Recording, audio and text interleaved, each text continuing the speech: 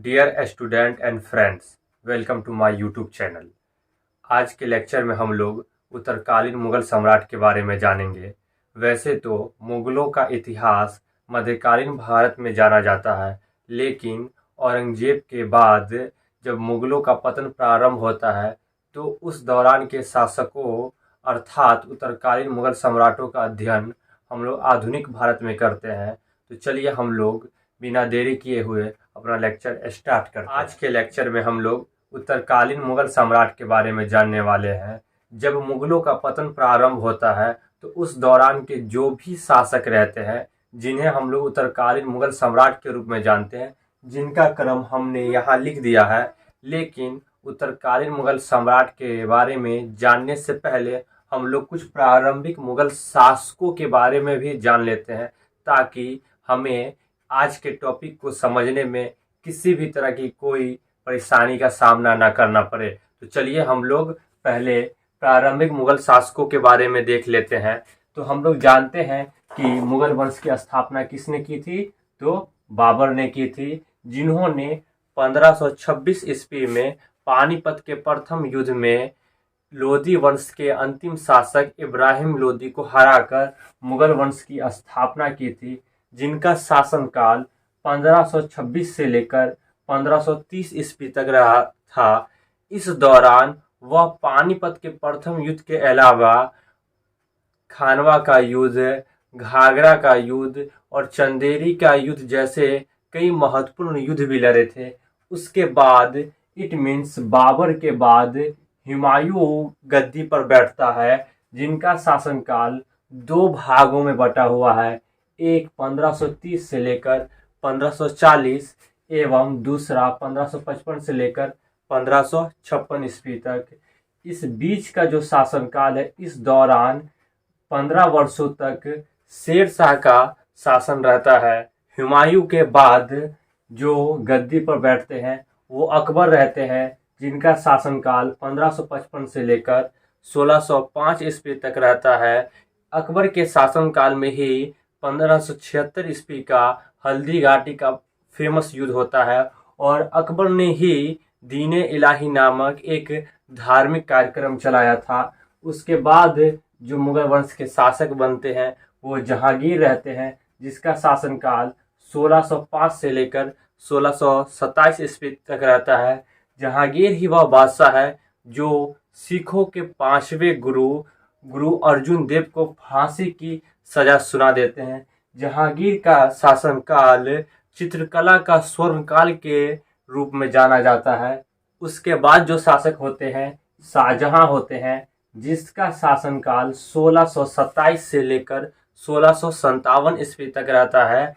शाहजहां का शासनकाल स्थापत्य कला का स्वर्णकाल कहा जाता है और इन्हीं के शासनकाल के दौरान ताजमहल और लाल किला जैसे भव्य इमारत बनी थी, जो आज हमारे देश की धरोहर है। उसके बाद आता है औरंगजेब का काल, जो 1657 से लेकर 1707 ईस्वी तक रहता है और इस औरंगजेब की कुछ धार्मिक एवं दक्कन की नीतियों की वजह से ही मुगलों का पतन प्रारंभ हो जाता है। और उस मुगलों के पतन के दौरान के शासकों का ही जब हम लोग अध्ययन करते हैं तो उन्हें हम लोग उत्तरकालीन मुगल सम्राट के रूप में जानते हैं।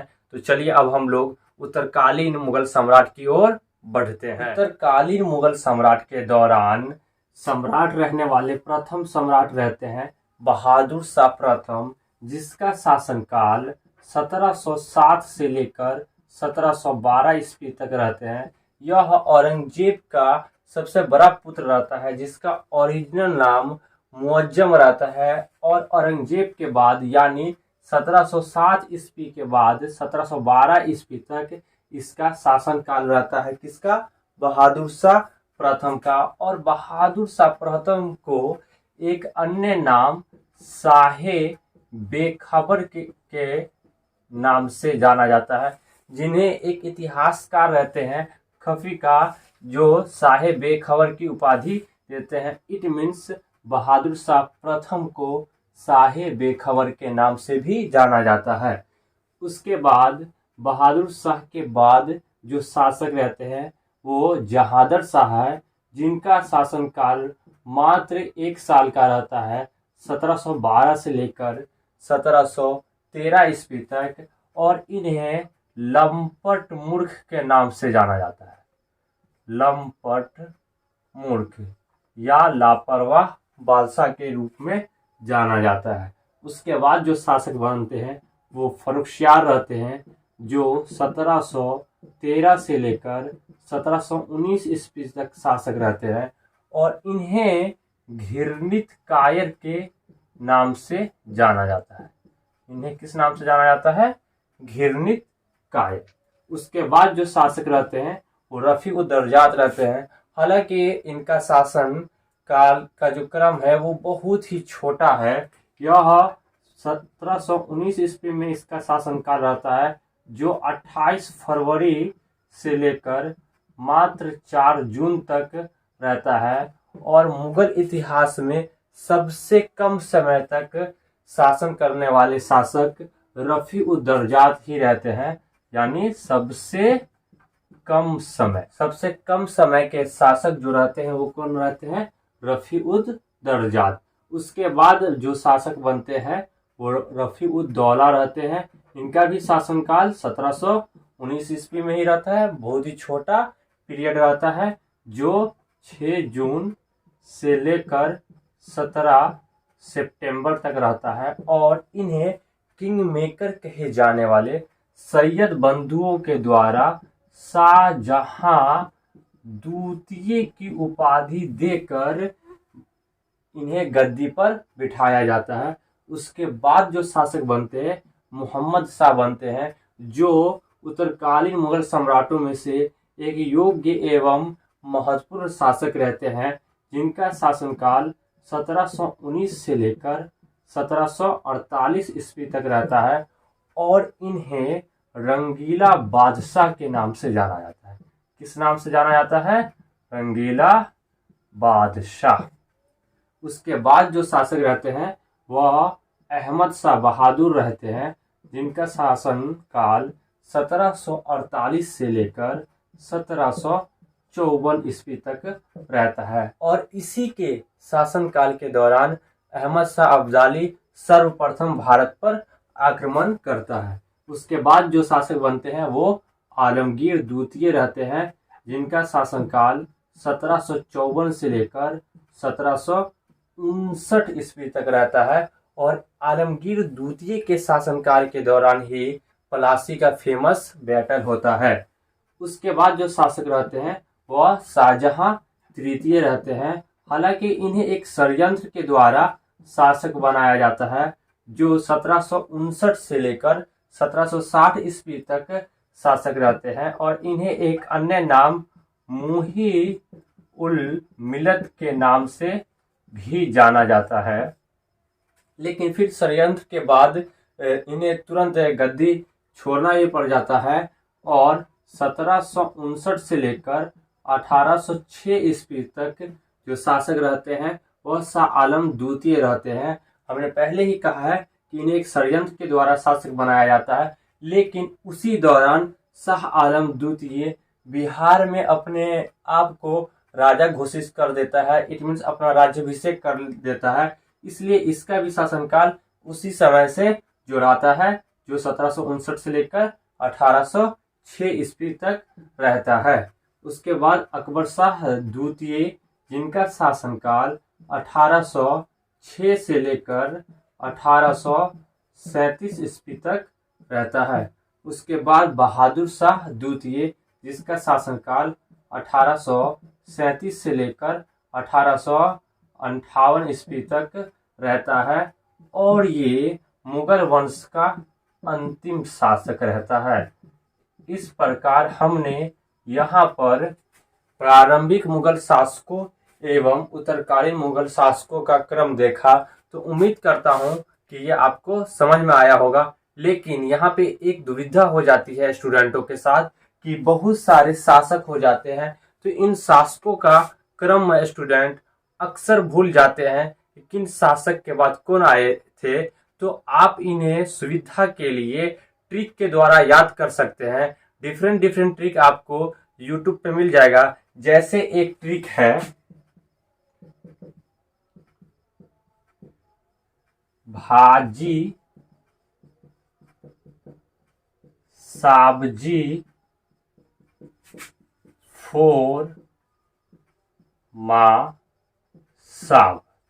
देखिए ये एक ट्रिक है, भाजी सब्जी फोर माँ साग।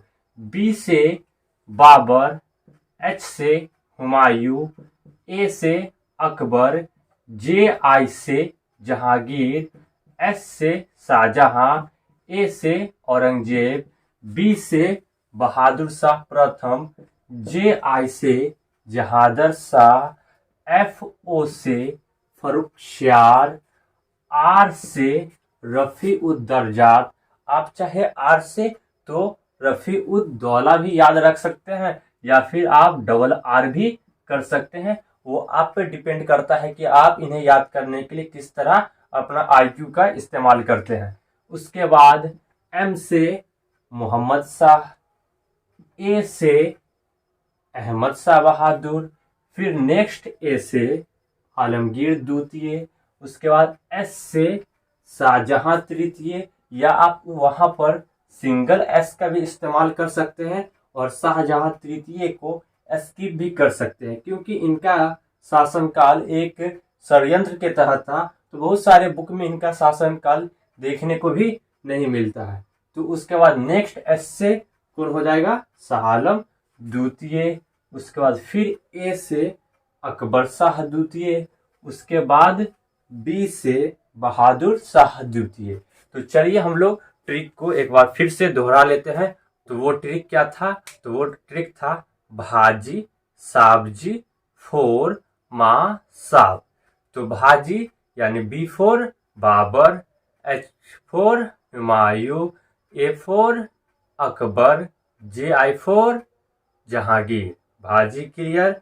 उसके बाद सब्जी तो S four Shahjahan, A four Aurangzeb, उसके बाद बी फोर बहादुर शाह प्रथम, उसके बाद जे आई फोर जहादर शाह।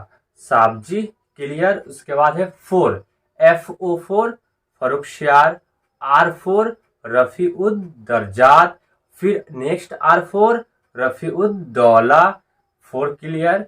उसके बाद है माँ साग, तो एम फोर मोहम्मद शाह, ए फोर अहमद शाह बहादुर, फिर नेक्स्ट ए फोर आलमगीर द्वितीय, उसके बाद एस फोर शाहजहां तृतीय, उसके बाद next S four Shah Alam द्वितीय, उसके बाद ए फोर अकबर द्वितीय, फिर बी फोर बहादुर शाह द्वितीय या बहादुर शाह जफर। तो ये रहा आपका ट्रिक। उम्मीद करता हूं कि इन शासकों का क्रम याद करने में आपको किसी तरह की कोई परेशानियों का सामना नहीं करना पड़ेगा। तो चलिए अब हम लोग उत्तरकालीन मुगल सम्राटों का एक एक करके विस्तार से अध्ययन करते हैं। तो चलिए आगे बढ़ते हैं। तो चलिए अब हम लोग उत्तरकालीन मुगल सम्राट के बारे में जानते हैं। तो हम लोग जानते हैं कि औरंगजेब के 3 पुत्र थे, शहजादा मुअज्जम, आजम और कामबख्श। इन तीनों में सत्ता प्राप्ति के लिए संघर्ष होता है। अंत में औरंगजेब के बड़े पुत्र शहजादा मुअज्जम इस संघर्ष में कामयाब होते हैं और वे बहादुर शाह प्रथम के नाम से गद्दी पर बैठते हैं, जो 1707 ईस्वी से लेकर 1712 ईस्वी तक शासन करते हैं। वे अपने पिता औरंगजेब के ठीक विपरीत धार्मिक सहिष्णुता की नीति पर चलते हैं और राजपूत, मराठा और जाटों के साथ शांतिपूर्ण अर्थात मैत्रीपूर्ण नीति अपनाते हैं। और इसी मैत्रीपूर्ण नीति अपनाते हुए वे मराठा राजकुमार शाहू को मुगल कैद से आजाद भी कर देते हैं। इनका ओरिजिनल नाम जो रहता है वह मोहम्मद मुअज्जम रहता है और एक इतिहासकार है खफी खां, उसके द्वारा इन्हें शाहे बेखबर की उपाधि दी जाती है। उसके बाद शासक बनते हैं जहांदर शाह जो 1712 से लेकर 1713 ईस्वी तक शासक रहते हैं।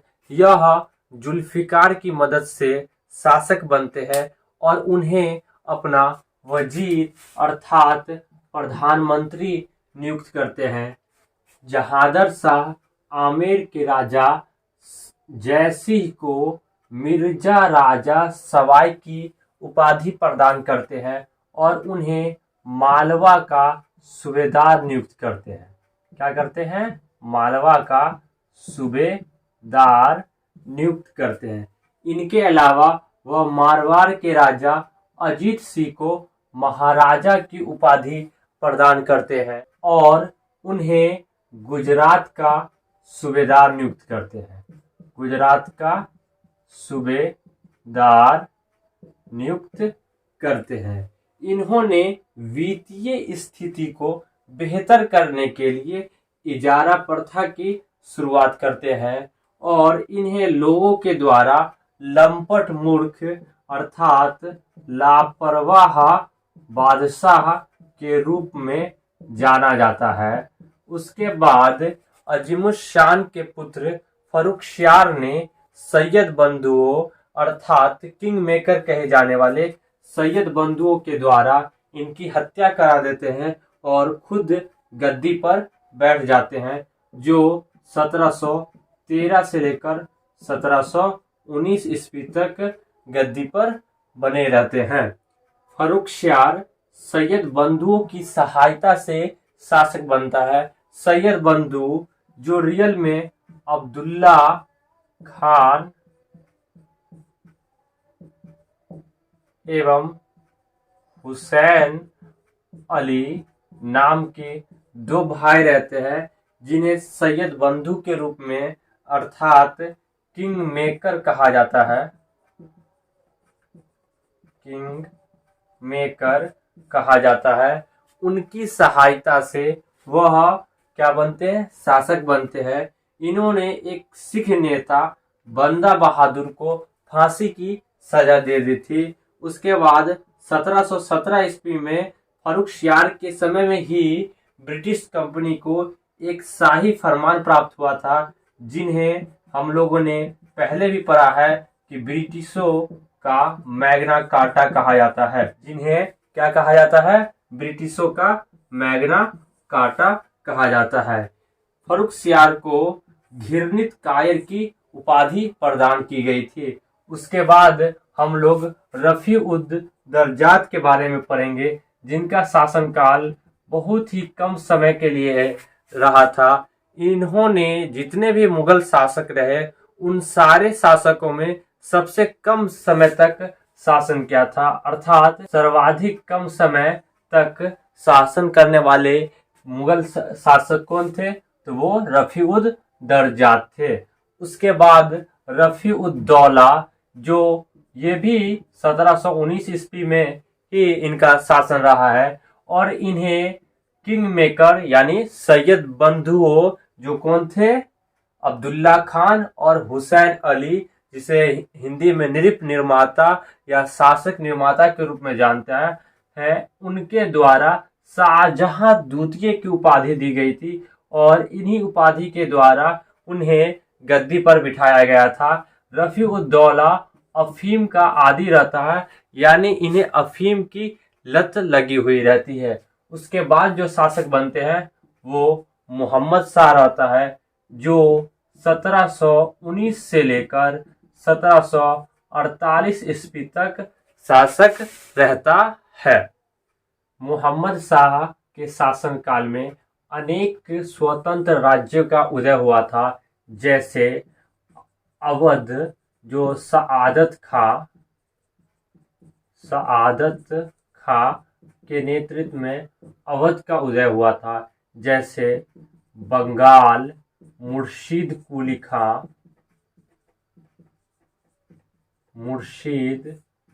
खां के नेतृत्व में बंगाल का उदय हुआ था, जैसे हैदराबाद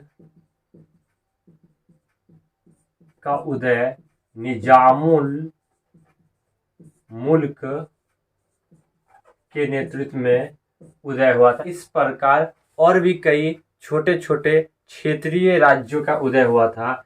इसी के शासनकाल में नादिर शाह, जिन्हें ईरान का नेपोलियन कहा जाता है, ने भारत पर 1738 से लेकर 39 ईस्वी के बीच में आक्रमण किया था और उन्होंने फरवरी के करनाल युद्ध में मोहम्मद शाह को पराजित कर दिया था और लगभग 57 दिनों तक वह दिल्ली में रहा था।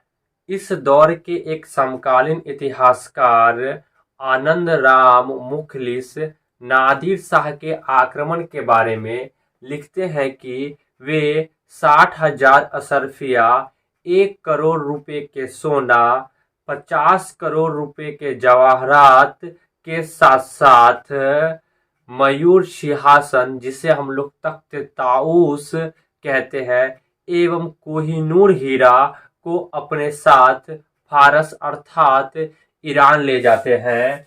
नादिर शाह जो एक्चुअली भारत आता है तो वह अवध के नवाब सआदत खां के उकसाने पर भारत आता है और इस प्रकार मयूर सिंहासन पर बैठने वाला अंतिम मुगल शासक कौन रहता है?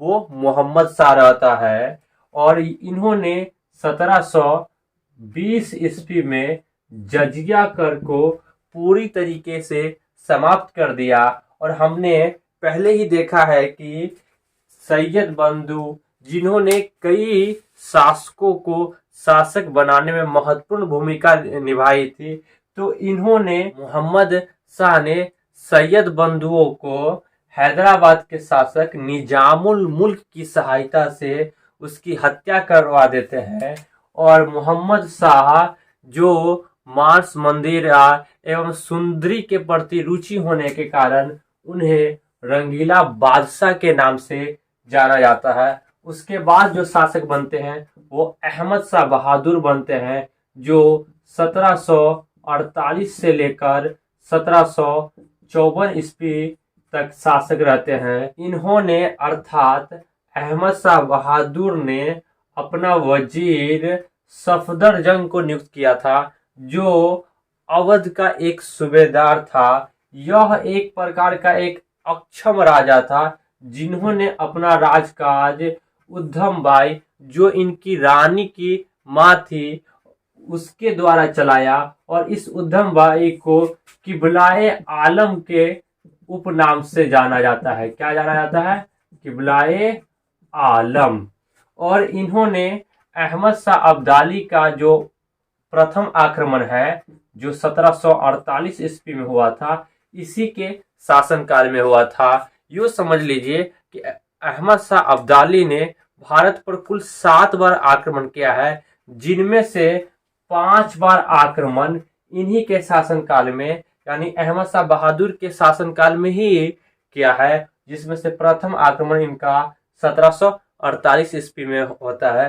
अर्थात अहमद शाह बहादुर का शासनकाल अहमद शाह अब्दाली के आक्रमण के लिए जाना जाता है। उसके बाद जो शासक बनते हैं वह आलमगीर द्वितीय बनते हैं। रियल में ये जहादर शाह का पुत्र रहता है, जिसका मूल नाम अजीजुद्दीन रहता है, जो आलमगीर द्वितीय के नाम से गद्दी संभालता है और 1754 से लेकर 1759 ईस्वी तक शासक बना रहता है। इनका वजीर इमादुल मुल्क रहता है और इसी की देखरेख में इनका राजकाज रहता है। अर्थात यह इमादुल मुल्क की कठपुतली बनकर रह जाता है और आलमगीर द्वितीय के शासनकाल में ही 1757 ईस्वी का प्लासी का फेमस युद्ध होता है।